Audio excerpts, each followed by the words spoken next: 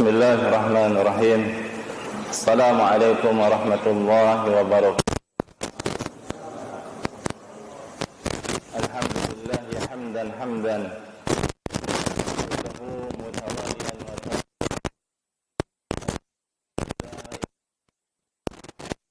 la syarika lah. Asyhadu anna Muhammadan abduhu wa rasuluhu la Allahumma salli wa sallim ala Muhammad wa ala alihi wa ashabihi wa man tabi'ahum bi ihsanin ila yaumiddin. Ikhwati fillah, jamaah yang senantiasa kita berharap agar Allah memuliakan kita dengan hadirnya kita di majlis ilmu ini. Kita akan melanjutkan kajian setiap pekannya dari kitab fikih, zikir dan doa, ataupun versi Arabnya fiqhu al-adiyati wal azkar, fikih doa-doa dan zikir, karangan Syekh Abdul Razak. Sebagaimana kebiasaan kita akan mengambil satu faedah dari zikir. Dan kemarin terakhir kita mengambil satu faedah, dan mungkin itu faedah yang dicukupkan oleh Syekh Abdul Razak.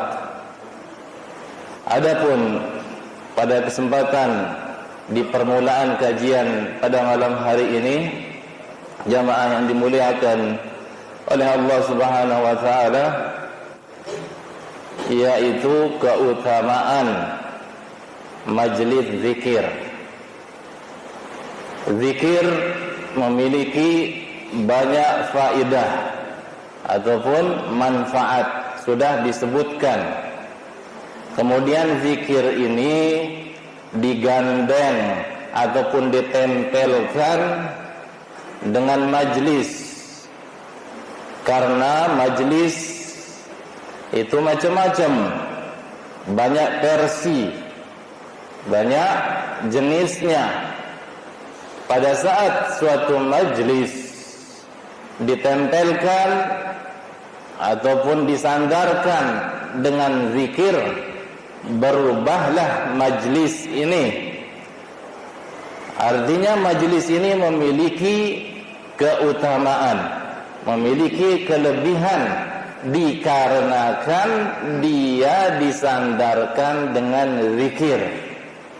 Makanya judul kita pada malam hari ini, para jamaah sekalian, di awal permulaan ini, yaitu fadilah majlis zikir. Keutamaan majlis zikir, para jamaah sekalian. Sebagaimana saya singgung barusan, majlis zikir dia menjadi berharga karena tersebab dia disandingkan dengan zikir. Makanya majlis yang seperti ini adalah majlis yang paling mulia, majlis yang paling bermanfaat, dan yang paling tinggi tingkatannya, tentu saja di sisi manusia ataupun di sisi Allah Subhanahu wa taala. Majlis yang tertinggi kadarnya, nilainya di sisi Allah, dan yang paling mulia kedudukannya juga di sisi Allah Subhanahu wa taala. Ada banyak nas adapun dalil yang menunjukkan tentang keutamaan majlis zikir, para jamaah sekalian. Tujuan dari nas-nas ataupun redaksi yang sumbernya dari Nabi sallallahu alaihi wasallam, karena majlis zikir merupakan hayatun lil qulub, yaitu kehidupan untuk hati, wa nama'un lil iman, dan untuk menumbuhkan keimanan, wa salahun wa zaka'un lil 'abdi. Ada kebaikan, ada kebersihan untuk kita sebagai hamba Allah. Di mana? Di majlis zikir. Berbeda selain majlis zikir, maka kebalikannya dari apa yang kita sebutkan, dari keutamaan yang barusan kita sebutkan. Maka majlis zikir lawannya adalah majlis al-ghaflah dalam bahasa Arabnya. Karena zikir artinya adalah mengingat, yaitu mengagungkan Allah Subhanahu wa taala. Kalau tidak diisi dengan zikir atau pengagungan terhadap Allah Subhanahu wa taala, majlis ini tidak lain dinamakan dengan majlis ghaflah alias majlis kelalaian, karena tidak ada zikir di dalamnya. Akibatnya majlis yang seperti ini, maka kebalikan dari yang tadi. Kalau majlis zikir merupakan kehidupan untuk hati, majlis kelalaian ini tidak lain menjadi apa? Kematian untuk hati. Kemudian kalau majlis zikir bertambah ataupun berkembangnya keimanan kita, sebaliknya majlis kelalaian ini adalah berkurangnya keimanan. Begitu seterusnya yang menyebabkan adanya penyesalan di akhir nanti. Ini poin yang pertama yang berkenaan dengan fadilah majlis zikir, yang bertolak belakang dengan istilah majlis al-ghaflah. Kalau kita duduk-duduk, maka harus diusahakan di dalamnya ada zikir, para jamaah sekalian. Tidak heran ada riwayat dari para salafus saleh tentang masalah ini. Mereka sangat-sangat perhatian terhadap yang namanya majlis zikir. Kana Abdullah bin Rawahah radhiyallahu anhu ya'khudhu biyadi an-nafari min ashabihi. Adalah Abdullah bin Rawahah, seorang sahabat, mengambil tangan orang-orang dari kalangan sahabat beliau sendiri. Dia mengatakan kepada mereka, ta'alau nu'min sa'ah. Kesini kalian, kita beriman sebentar saja, sesaat saja. Ta'alau, kesini kalian. Falnudzakiru atau falnadhkurillah. Ayo kita berzikir kepada Allah, mengingat Allah. Kesini wa nazdadu imanan bi ta'atih. Kesini kita usahakan untuk menambah keimanan dengan mentaati Allah. La'allahu yadhkuruna bimaghfiratihi. Semoga Allah mengingat kita dengan memberikan maghfirahnya. Ini bentuk perhatian salafus saleh terhadap majlis yang di dalamnya ada zikir. Ada juga wa kana Umar bin Habib al-Khatmi radhiyallahu anhu yaqulu al-imanu yazidu wa yanqus. Keimanan itu bisa bertambah dan berkurang. Faqila, lalu ditanyakan, wa ma ziyadatuhu wa nuqsanuhu, lalu bertambahnya bagaimana? Berkurangnya juga bagaimana? Beliau menjawab, idza dzakarna Allah azza wa jalla wa hamidnahu wa sabbahnahu fadzalika ziyadatuhu. Yaitu jika kita mengingat Allah dan memuji Allah dan mensucikan Allah, itulah bertambahnya keimanan. Sebaliknya, wa idza ghafalna wa dayya'na wa nasina, jika kita lalai dan kita menyia-nyiakan dan kita lupa, falidzalika nuqsanuhu, itulah kekurangan atau iman menjadi kurang.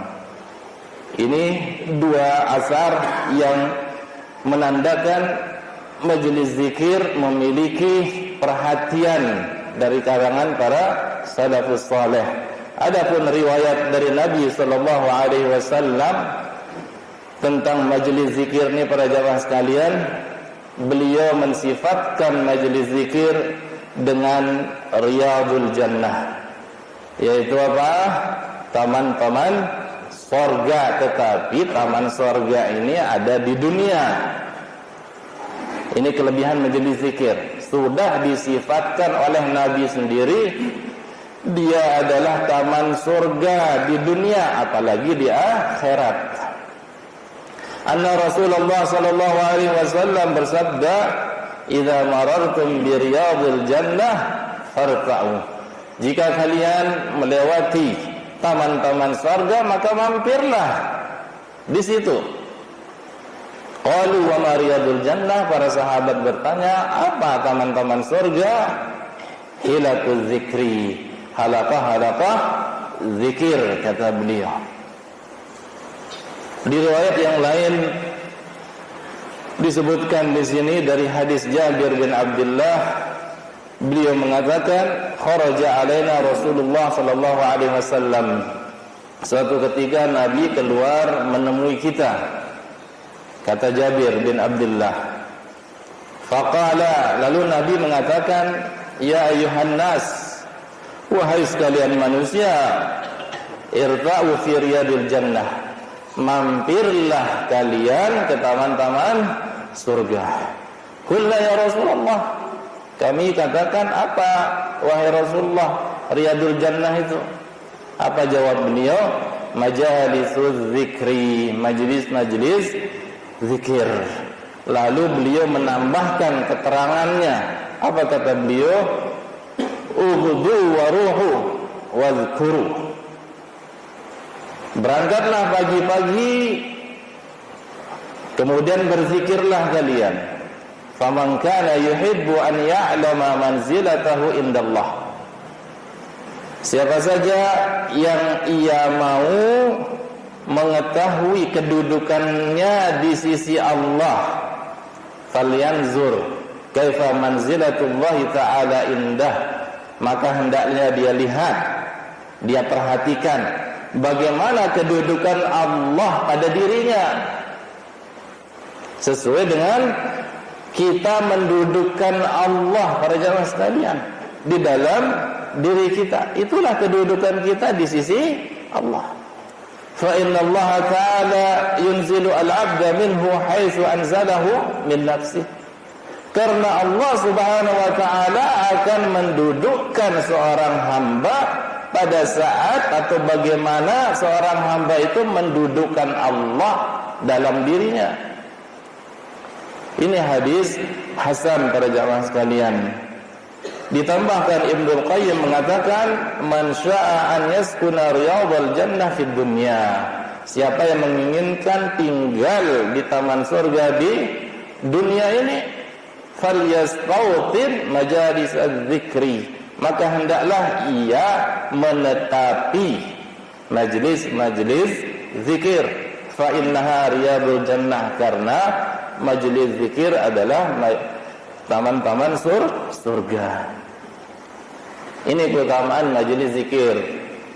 Kemudian saya akan tambahkan, sebagaimana Syekh Abdul Razak menyebutkan di sini, majalisuz zikri hiya majalisul malaikah.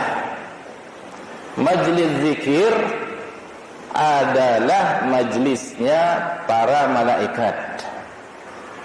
Saya ulangi, majlis zikir adalah majlisnya para malaikat. Falaisa lahum min majalisid dunya majlisun illa majlisun.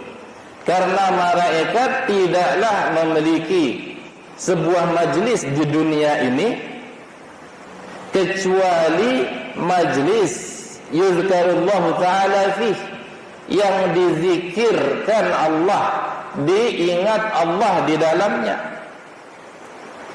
Jadi di dunia ini tidak ada yang namanya majlis malaikat kecuali majlis zikir kepada Allah, para jamaah sekalian. Sebagaimana ada riwayatnya dalam As-Sahihain, riwayat Bukhari Muslim, min hadis Abi Hurairah radhiyallahu anhu, dari hadisnya Abu Hurairah. Qala, beliau mengatakan, qala Rasulullah sallallahu alaihi wasallam, Nabi bersabda, inna lillahi malaikatan fudala. Allah memiliki malaikat fudala, malaikat yang jumlahnya ada tambahan, ataupun malaikat yang mereka ini dalam artian tersebarlah begitu, menyebar di dunia ini. Lalu kita akan tahu apa fungsi mereka. Yatufuna fit turuq, mereka tawaf, mereka keliling di jalan-jalan. Jadi ada malaikat keliling ini di jalan. Yaltamisuna ahla zikri, mencari ahlu zikir. Ini aja tugas mereka, mencari majelis zikir dan orang yang ada di majelis zikir. Fa idza wajadu qauman yadhkuruna Allah taala, para malaikat ini jika menjumpai sebuah kaum yang mana mereka berzikir kepada Allah Subhanahu wa taala, satu dengan yang lain para malaikat ini memanggil teman-temannya. Tanadau halummu ila hajatikum, kesini teman-teman, atau kalian semuanya, kalian sudah menjumpai kebutuhan kalian, yaitu mencari majelis zikir. Faqala fayahfunahum biajnihatihim ila as-sama'id dunya. Subhanallah. Lalu mereka menaungi majelis zikir tersebut, memakai sayap-sayap mereka sampai langit dunia. Qala fayas'aluhum rabbuhum ta'ala. Lalu Allah menanyai mereka ini, wa huwa a'lamu bihim, padahal Allah lebih mengetahui tentang orang yang berada di majelis zikir itu. Ma yaqulu ibadi, apa yang dikatakan para hamba-hambaku itu di majelis zikir. Qala, lalu para malaikat menjawab, yaquluna, mereka mengatakan orang-orang itu yusabbihunaka wa yukabbirunaka, mereka bertasbih kepadamu, mereka bertakbir mengagungkanmu, wa yahmadunaka, mereka bertahmid memujimu, wa yumajjidunaka, mereka memuliakanmu. Qala fayaqulu hal ra'awni, lalu Allah menanyai mereka, apakah mereka saat itu melihat aku? Qala fayaquluna la wallahi ma ra'auka.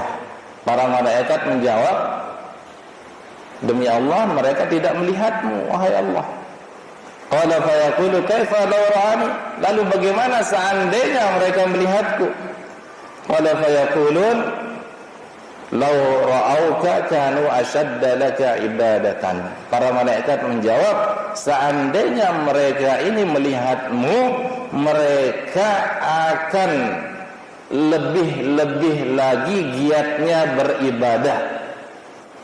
Wa ashadda laka tahmidan wa tamjidan, dan lebih giat lagi memuliakanmu dan memujimu. Wa aktsara laka tasbihan, dan mereka lebih giat lagi jika seandainya mereka ini melihatmu, bertasbihnya dibanyakkan. Qala fayaqulu ma yas'aluni, mereka tidak meminta kepadaku. Qala yas'alunakal jannah, mereka ini dalam majelis zikir ini mereka meminta surga, kata malaikat. Qala fayaqulu hal ra'awha, apakah mereka ini melihat surga? Qala yaqulun la wallahi ya rabbi ma ra'aha, tidak, demi Allah mereka tidak melihat surga saat itu di dunia. Qala fayaqul, lalu Allah mengatakan fa kaifa law annahum ra'awha, lalu bagaimana seandainya mereka melihat surga? Qala fayaqulun law annahum ra'awha kanu ashadda 'alaiha hirsan, seandainya mereka melihat surga, mereka akan lebih giat lagi untuk mendapatkan surga, wa asadda laha talaban, lebih giat lagi untuk meminta surga, wa a'zama fiha raghbatan, dan berharap surga itu harapan terbesar mereka yang mereka pinta. Qala fayaqul famimma yata'awwadzuna, lalu Allah bertanya pada para malaikat ini, dari apa mereka berlindung? Qala minan nar, dijawab dari neraka. Qala yaqul wa hal ra'awha, apakah mereka melihat neraka? Qala yaqul, lalu para malaikat tersebut menjawab, la wallahi ya rabbi ma ra'awha, mereka tidak melihat neraka. Qala yaqul fa kaifa law ra'awha, bagaimana jika mereka ini melihat neraka? Qala yaqul law ra'awha kanu ashadda minha firaran, seandainya mereka ini dalam majelis zikir ini melihat neraka, mereka akan berusaha sekuat tenaga untuk lari darinya. Wa ashadda laha makhafatan, menjadi manusia, menjadi makhluk yang paling takut dari neraka. Qala yaqulu fa ushhidukum anni qad ghafartu lahum, lalu Allah mengatakan apa? Aku mempersaksikan kalian terhadap mereka ini, sesungguhnya aku sudah mengampuni mereka. Siapa mereka ini? Orang-orang yang berada di majelis zikir, para jamaah sekalian. Qala fayaqulu malakun minal malaikah, lalu ada satu malaikat yang mengatakan, fihim fulanun laisa minhum, ada orang di antara mereka aslinya tidak termasuk di majelis tersebut. Innama ja'a lihajatin, mereka datang gabung dengan orang yang bermajelis tersebut karena suatu alasan tertentu, bukan hajatnya untuk zikir. Qala hum al-julasa wa la yashqa bihim jadisuhum, mereka adalah teman duduk yang teman-teman duduknya tersebut tidak akan mencelakakan dia. Dalam artian apa, para jamaah sekalian? Seandainya ada orang yang duduk di majelis zikir tetapi niatnya berbeda, bukan untuk zikir pada Allah, mengingat halal dan haram, menambah keimanan dan seterusnya, tetapi dia bisa terselamatkan dengan teman-temannya. Jadi begitu, para jamaah sekalian, teman itu memiliki peranan yang sangat penting selamat dan tidaknya seseorang. Ini dia salah satu manfaat dari majelis zikir. Dari hadis yang lumayan panjang ini ada dalam Sahih Bukhari dan Sahih Muslim, para jamaah sekalian. Adapun kajian kita pada malam hari ini masih bertajuk tentang pembahasan zikir memakai asma dan sifat Allah Subhanahu wa ta'ala. Karena saya ulangi sekali lagi, para jamaah sekalian, tidak ada keutamaan pengetahuan kita kecuali ilmu kita tentang Rabb kita, yaitu tentang Allah Subhanahu wa ta'ala. Jadi yang punya asma dan sifat ini siapa? Tidak lain adalah Allah. Jadi asma dan sifat Allah ini tidak akan pernah tertandingi, meskipun ada di antara makhluk-makhluk juga memiliki asma dan sifat, tetapi apakah sama asma dan sifat antara Allah dengan makhluknya? Sudah pasti jawabannya adalah tidak akan pernah sama. Makanya ilmu yang paling urgen, yang paling penting dalam mencapai keridhaan dari Allah Subhanahu wa ta'ala, yaitu ilmu tentang Allah sendiri. Itu bisa Allah perkenalkan dari asma dan sifat Allah sendiri dalam Al-Quran, dalam hadis Nabi sallallahu alaihi wasallam. Tidak heran para ulama mendefinisikan ilmu itu apa? Ma'rifatul haqqi wal huda bid dalil, yaitu mengetahui kebenaran dan hidayah memakai dalil. Makanya kalau kebenaran kita dapatkan dengan mengilmui asma dan sifat Allah, sumbernya tentu yang valid, tidak ada keraguan di dalamnya, alias bersumber dari Al-Quran dan Sunnah. Begitu juga dalam pembahasan asma dan sifat Allah, karena tidak ada yang paling terpercaya ucapannya kecuali Allah Subhanahu wa ta'ala, kemudian disusul ucapannya nabinya yang mulia yaitu Rasulullah sallallahu alaihi wasallam. Dari pembahasan terdahulu dilanjutkan dengan pembahasan berikut ini, yaitu metode manhaj ahlus sunnah dalam permasalahan asma dan sifat. Bagaimana mereka bersikap ataupun mengilmui asma dan sifat untuk Allah Subhanahu wa ta'ala. Satu hal sebagai catatan para jamaah sekalian, yang namanya ilmu menyebabkan ketenangan hati. Sesuatu yang kita ilmui dan kita yakini mengakibatkan efek positifnya hati kita menjadi tenang. Begitu juga kalau kita mengetahui asma dan sifat Allah tetapi masih ragu juga, berarti ada masalah di dalamnya.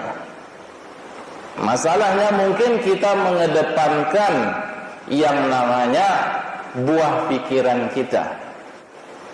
Karena mungkin saja di antara redaksi Al-Quran dan Sunnah Nabi Sallallahu Alaihi Wasallam yang menyinggung tentang asma dan sifat Allah tidak masuk akal kata orang. Yang bermasalah di sini Al-Quran dan Sunnah ataukah akal? Tentu saja orang yang beriman akan mengatakan akal kita yang bermasalah. Contohnya Allah turun ke langit dunia waktu sepertiga malam yang terakhir. Sedangkan dunia ini 24 jam berputar matahari, di belahan yang lain malam, di belahan yang lain mungkin siang hari. Kapan Allah turun kata orang? Ini kan memakai akal. Tugas kita mengimani para jamaah sekalian. Makanya ada istilah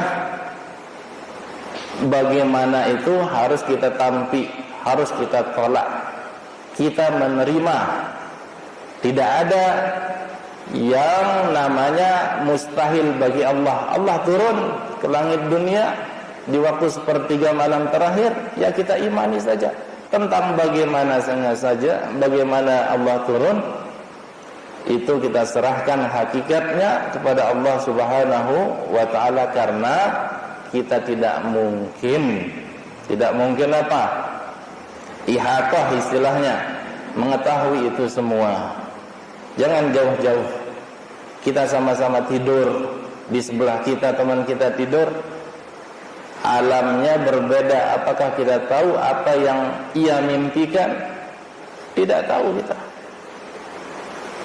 Begitu juga dengan Allah Subhanahu wa ta'ala. Akan tetapi Allah Subhanahu wa ta'ala mengabarkan tentang dirinya, mengenalkan tentang dirinya di kitab yang paling otentik, yaitu Al-Quran, dan sumbernya juga melalui lisan Rasul sallallahu alaihi wasallam.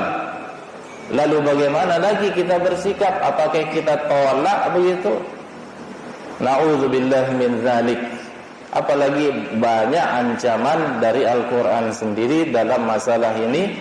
Dengan memakai akal, ada orang-orang yang ilhad. Apa ilhad? Nyimpang dari rel yang seharusnya lurus, tetapi dia menyimpang, belok kiri ataupun kanan. Karena memakai perasaankah, memakai akalkah dalam masalah ini. Yang pertama poinnya para jamaah sekalian, di antara metode Ahlussunnah, pertama, Allah memerintahkan kita untuk mengilmui asma dan sifat Allah Subhanahu wa taala. Sebagaimana saya utarakan baru, dengan ilmu hati kita menjadi tentram dan nyaman alias tenang. Allah berfirman, walillahil asmaul husna fad'uhu biha.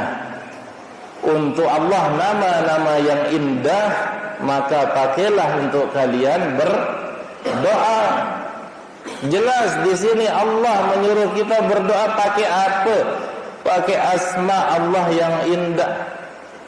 Terus Allah mengancam, wa dzarul ladzina yulhiduna fi asma'ihi sayujzauna ma kanu ya'malun. Maka hati-hatilah mereka yang ilhad, yang menyimpang tentang asma Allah ini, akan dibalas mereka ini atas apa yang mereka lakukan. Karena menempatkan kabar dari Allah tidak sesuai keinginan Allah sendiri. Allah As-Sami', Allah Al-Basir, namanya Sami', berarti di situ ada sifat yang namanya pendengaran. Lalu karena terbetik dalam akal kita, misalkan naudzubillah, manusia pada mendengar rendah, sama-sama mendengar, lalu kita hapus nama Allah ini Sami ini begitu, naudzubillah. Itu doang berdua arah, terus arah dengan datang, ada orang yang datang arun sidet yang hapus, wah tersinggung, kita tersinggung. Apalagi layakkah kita memposisikan sikap ini untuk Allah? Sangat-sangat tidak layak. Itu contoh sederhananya begitu para jamaah sekalian. Jadi Allah mengingatkan orang-orang yang nyimpang dalam permasalahan asma dan sifat Allah dalam surat Al-A'raf 180. Karena poin pertama ini mengilmui dengan ilmu yang benar, pemahaman yang lurus sesuai dengan Ahlus Sunnah wal Jamaah, dan itu kita pakai untuk beribadah doa tadi ini. Kalau kita meminta Allah agar mengampuni saya misalkan, kemudian kita sebutkan Allah Ghafur, Allah Rahim, lalu konsekuensi dari orang yang menafikan, meniadakan nama Allah Ghafur dan Rahim ini sangat-sangat kurang ajar. Kita pakai Allah Ghafur, Allah Rahim, karena kita tahu Allah memang Ghafur, Allah Rahim. Lalu ada orang yang datang tiba-tiba, Allah ndekna Ghafur, Allah ndekna Rahim. Sikap kita saja bisa tersinggung, percuma kita berdoa kalau begitu. Kemudian Allah berfirman, qul ud'ullah aw ud'ur rahman ayyamma tad'u falahul asmaul husna. Makanya Allah di sini menegaskan, katakan wahai Muhammad, berdoalah, mintalah kalian kepada Allah dan mintalah kalian kepada Ar-Rahman. Kira nama Allah di sini dua, Allah dan Ar-Rahman. Ayyamma tad'u, apa yang kalian minta itu, falahu, bagi Allah, al-asma'ul husna, nama-nama yang indah. Jelas Allah menegaskan di sini bagi Allah itu nama-nama yang indah, dan kita diperintahkan untuk kita pakai berdoa para jamaah sekalian. Karena konsekuensinya ada sifat yang dikandung dari nama tersebut, itu menegaskan tentang hakikat Allah. Kemudian dalam surat Al-Hasyr yang panjang, Allah mengabarkan tentang dirinya, huwallahu alladzi la ilaha illahu alimul ghaibi wasyahadah warrahmanur rahim. Berani kita bantah ini perjamaah sekalian, ini ayat Allah yang sangat tegas. Dialah Allah yang tiada ilah yang paling hak untuk diibadahi kecuali Dia. Ini Allah mengabarkan Alimul ghaibi, Allah maha mengetahui yang gaib, wasahadah, yang kelihatan. Dan dia juga Allah Ar-Rahman, Allah juga Ar-Rahim. Kemudian huwallahu alladzi la ilaha illahu, tidak ilah kecuali dia. Al-Malik, Allah ini. Al-Quddus, Allah ini. As-Salam, Al-Mu'min, Al-Muhaimin, Al-Aziz, Al-Jabbar, Al-Mutakabbir. InsyaAllah ada waktu, ada namanya kitab Fiqhu Al-Asma Al-Husna, Syekh Abdul Razak juga. Di situ dijabarkan, dipaparkan makna-makna nama dan dari konsekuensi dari sifat nama-nama tersebut. Subhanallah ya amma yusyrikun, maha suci Allah dari apa yang mereka sekutukan. Lalu Allah mengabarkan, huwallahul khaliqul bari'ul musawwir lahul asmaul husna. Allah yang al-khaliq, al-bari, al-musawwir. Al-khaliq ini secara umum ya, Allah menciptakan. Kemudian al-bari, Allah juga menciptakan, tetapi dengan kadar tertentu. Kemudian al-musawwir, yaitu membentuk. Allah menciptakan dengan membentuk sesuatu. Bagi Allah nama dan nama-nama yang indah. Yusabbihu lahu ma fis samawati wal ardi wa huwal azizul hakim. Bertasbih untuk Allah apa yang ada di langit dan di bumi. Allah Al-Aziz Al-Hakim. Begitu banyak nama dan sifat Allah. Kita tidak akan repot perjalanan sekalian kalau kita ingin mengenal Allah, buka saja kitab Allah, yaitu Al-Quran. Jadi poinnya di antara manhaj Ahlus Sunnah wal Jamaah, kita harus mengilmui, mengetahui asma dan sifat Allah. Makanya Imam Ahmad mengatakan para jamaah sekalian, la yusafullahu illa bima wasafa bihi nafsah aw wasafahu bihi rasuluhu sallallahu alaihi wasallam, la yutajawazu al-Quran wal hadithu. Kata Imam Ahmad, Allah tidak disifatkan kecuali dengan apa yang Allah sifatkan sendiri tentang dirinya, dan Allah disifatkan oleh Rasulnya yang mulia sallallahu alaihi wasallam tidak melampaui batas dari Al-Quran dan hadis, kata Imam Ahmad. Ditegaskan lagi Ibnu Abdul Bar, laisa fil i'tiqadi kulli fi sifatillah wa asma'ihi illa ma jaa bihi mansusan fi kitabillah. Tidak ada dalam sebuah keyakinan seluruhnya tentang masalah sifat-sifat dan asma Allah kecuali sudah tersusun, sudah termaktub dalam kitab Allah. Aw sahha an Rasulillah, ataupun sudah sahih dari Rasulullah. Aw ajma'at alaihi ummah, ataupun yang sudah diijma'kan, disepakati oleh umat. Wa ma jaa min akhbaril ahad fi dzalika kulli aw nahwi yusallamu lahu wa la yunadharu fihi, meskipun ada riwayat-riwayat yang sifatnya bukan mutawatir alias riwayat ahad, harus diterima, tidak dipertentangkan. Jadi yang pertama, manhaj Ahlussunnah tentang asma dan sifat Allah ini para jamaah sekalian, kita harus mengilmui, sesuaikan dengan Al-Quran dan Sunnah dan ijma' umat ini.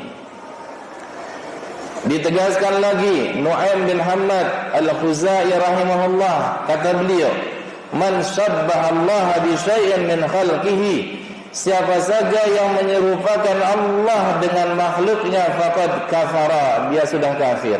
Wa man ankara ma wasafa Allah bihi nafsahu faqad kafara, barang siapa yang mengingkari apa yang Allah sifatkan tentang dirinya, dia juga kafir.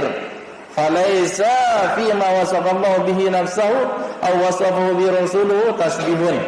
Tidak ada yang namanya tasbih ataupun penyerupaan jika Allah mensifatkan dirinya sendiri dan juga nabinya mensifatkan tentang Allah. Tidak ada namanya tasbih ataupun penyerupaan. Siapa yang mensifatkan yaitu Allah. Siapa juga yang mensifatkan yaitu nabinya sallallahu alaihi wasallam. Apakah kita berani mengatakan yang dilakukan oleh Allah ini dan nabinya itu sebuah penyerupaan? Allah tegas mengatakan Ar-Rahman Ar-Rahim, terus kita batalkan ini kata-kata Allah Ar-Rahman Ar-Rahim ini. Na'udzubillahi min dzalik. Ini manhaj al-sunnah wal jamaah para jamaah sekalian. Fa inna madhhab ahli sunnati wal jamaah yaqumu fi hadzal bab ala aslaini 'azimaini. Oleh karena itu ahli sunnah menegakkan manhaj mereka, metode mereka atas dua pondasi dan dua asas. Yang pertama al-isbatu bila tamtsil, menetapkan asma dan sifat Allah, tetapi jangan kita sekali-kali menyerupakan asma dan sifat Allah dengan makhluknya. Ini metode mereka, penetapan tanpa adanya penyerupaan. Karena ada golongan Allah sami'nya Allah sama seperti sami'nya fulan, sama seperti sami'nya makhluk. Nauzubillah. Kemudian yang kedua, wa tanzihu bila ta'til, mensucikan Allah tapi jangan sekali-kali kita nafikan, kita kosongkan asma dan sifat Allah tersebut dengan alasan ini mensucikan Allah. Contoh sederhananya seperti yang tadi saya katakan, Allah menetapkan As-Sami', nama As-Sami', kemudian Al-Basir, maha mendengar dan maha melihat. Lalu Sami' dan Basir ini juga dipakai oleh selain Allah, yaitu makhluknya. Karena sama-sama dipakai ini, kemudian kita nafikan untuk Allah. Oleh karena itu supaya pada batalan Sami' dan Basirnya Allah ini, tidak bisa seperti itu seenaknya. Alias kita sama saja membatalkan pernyataan Allah, penetapan Allah. Makanya laisa kamitslihi syai'un, Allah tegaskan di depan, tidak ada yang serupa bagi Allah. Wah, terindeng-indeng bahwasanya kita mendengar, kita melihat, apakah sempurna seperti penglihatan dan pendengaran Allah? Tidak ada yang mampu ataupun mengklaim dirinya sempurna penglihatan dan pendengarannya. Jadi ndekna pada, jelas ndekna pada. Kemudian Allah tetapkan wa huwas samiul basir. Jadi kaidahnya bisa kita pahami bahwasanya Allah meniadakan dari apa? Dari penyerupaan. Laisa kamitslihi syai'un. Lalu Allah menetapkan tetapi tidak serupa penetapan Allah ini. Atau apa? Allah tidak sama dengan makhluknya. Wallahu ta'ala a'lam. Semoga bermanfaat untuk diri pribadi ini dan untuk antum semuanya. Kita memakai asma dan sifat Allah untuk beribadah kepada Allah. Mungkin ini yang bisa kita sampaikan pada kesempatan pada malam hari ini. InsyaAllah di kajian berikutnya, bagaimana pengaruhnya Allah yang memiliki nama-nama yang indah ini untuk ibadah kita. Subhanakallahumma wa bihamdik, asyhadu an la ilaha illa anta, astaghfiruka wa atubu ilaika. Wassalamualaikum warahmatullahi wabarakatuh.